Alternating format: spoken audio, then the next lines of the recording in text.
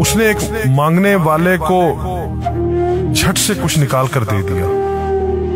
میں نے کہا کہ بھائی دیکھ بھال کر دینا چاہیے، یہ فراڈ لوگ ہوتے ہیں اور عام انسان کے جذبہ نیکی کو ایکسپلائٹ کرتے ہیں۔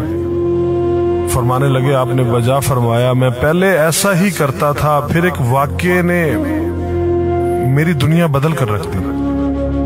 میں دھرم پورہ لاہور میں اپنے گھر سے سائیکل پر نکلا تھا کہ ٹھیکیدار سے اپنے بقایا جات وصول کر لوں۔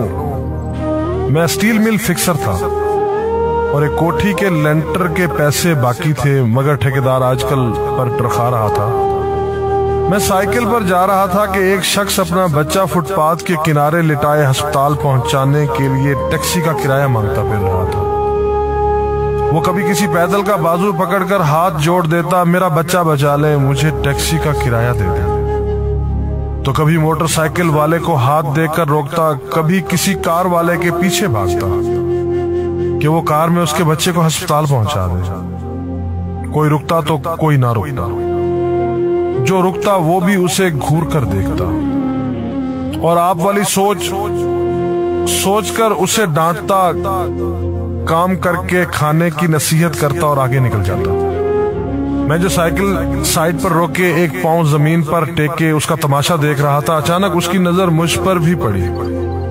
اس نے میری سائیکل کا ہینڈل پکڑ لیا، بھائی جان خدا کے لیے میرے بچے کی زندگی بچا لیں، اس کو سخت بخار ہے، آپ نیچے اتر کر اس کو دیکھ تو لیں، آپ کو یقین آ جائے گا، آپ دیں گے تو شاید کسی اور کو بھی اعتبار آ جائے۔ مگر میں بھی آپ کی طرح سوچ رہا تھا۔ پھر جس جارحانہ انداز میں اس نے میری سائیکل کا ہینڈل پکڑ رکھا تھا، لگتا تھا کہ ادھر میں سائیکل سے اترا اور ادھر وہ سائیکل پکڑ کر بھاگ جائے گا۔ میں نے بھی اسے کام کر کے کھانے کی تلقین کی اور پچھلے جمعے میں سنی ہوئی حدیث اس کو بھی سنا دی۔ کما کر کھانے والا اللہ کا دوست ہوتا ہے، اور اپنا ہینڈل چھڑا کر بڑبڑاتا ہوا آگے چل پڑا۔ حرام خور ہمیں بے وقوف سمجھتے ہیں۔ 2-3 گھنٹے کے بعد جب میں بقایا جات وصول کر کے واپس آیا تو وہ ابھی اسی جگہ کھڑا مانگ رہا تھا۔ بچے کو اب وہ سڑک کے پاس لے آیا تھا اور اس کے چہرے سے کپڑا بھی اٹھا رکھا تھا، وہ دھاڑے مار مار کر رو رہا تھا۔ اب وہ بچے کے کفن دفن کے لیے مانگ رہا تھا۔ میں نے سائیکل کو روک کر پاؤں سے نیچے ٹیکا اور میت کے چہرے کی طرف دیکھا۔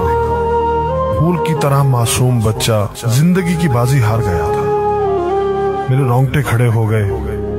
میں نے جیب میں جو کچھ تھا بقایا جات سمیت سب بغیر گنے نکال کر باہر پھینکا، اور اس سے پہلے کہ اس کا باپ میری طرف متوجہ ہو، سائیکل اس تیزی سے چلا کر بھاگا، گویا سارے لاہور کی بلائیں میرے پیچھے لگ گئی ہوں۔ میں گھر پہنچا تو میرا برا حال تھا۔ تھوڑی دیر بعد مجھے بخار نے آ گھیرا۔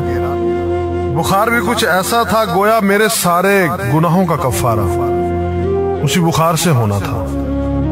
گھر والے مجھے ہسپتال کے لیے لے کر نکلتے اور میں چارپائی سے چھلانگ لگا دیتا۔ مجھے ہسپتال نہیں جانا تھا، میں اسی بچے کی طرح ایڑیاں رگڑ رگڑ کر مرنا چاہتا تھا۔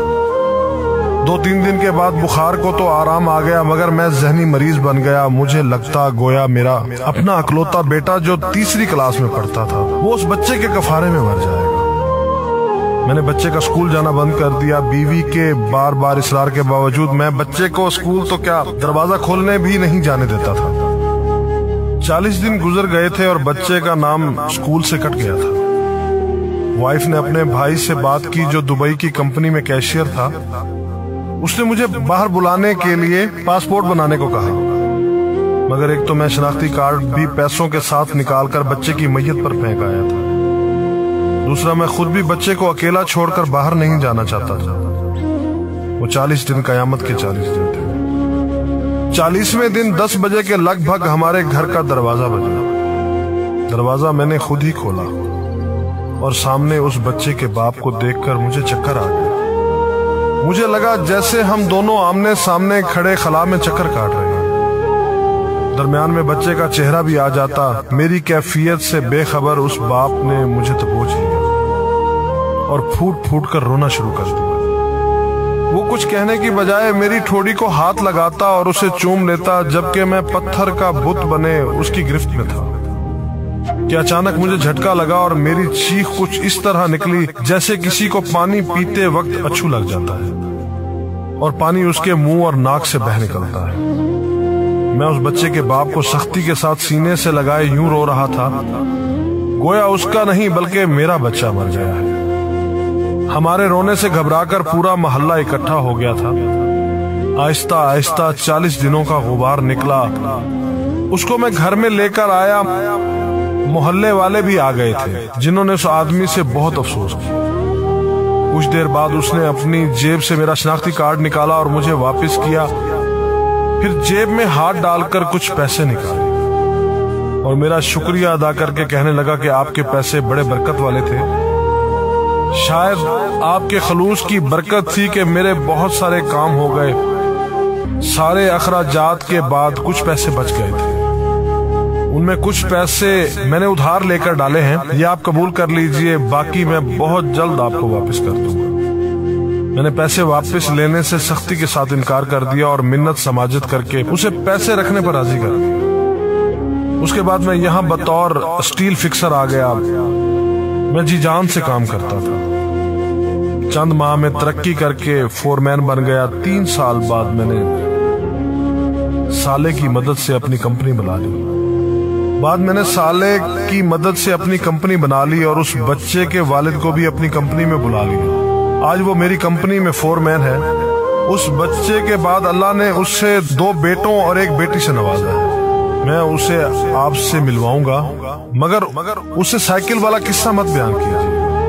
وہ آج تک نہیں پہچانا کہ میری سائیکل روک کر اس نے مجھ سے سوال کیا تھا۔ وہ مجھے ولی اللہ سمجھتا ہے جس نے اس بچے کی لاش دیکھ کر سب کچھ نکال کر دے دیا۔ قاری صاحب، اس دن کے بعد میں کسی کو خالی ہاتھ نہیں لوٹاتا۔ قاری صاحب، اس دن کے بعد میں کسی کا ہاتھ خالی نہیں لوٹاتا۔ تھوڑا سا دینے سے نہ وہ امیر ہوتا ہے اور نہ میں غریب ہوتا ہوں۔ بس دل کو تسلی ہوتی ہے کہ میں اس بچے کا خون بہا ادا کر رہا ہوں۔ رہ گئی لوٹنے کی بات تو قاری صاحب ہمیں کون نہیں لوٹتا۔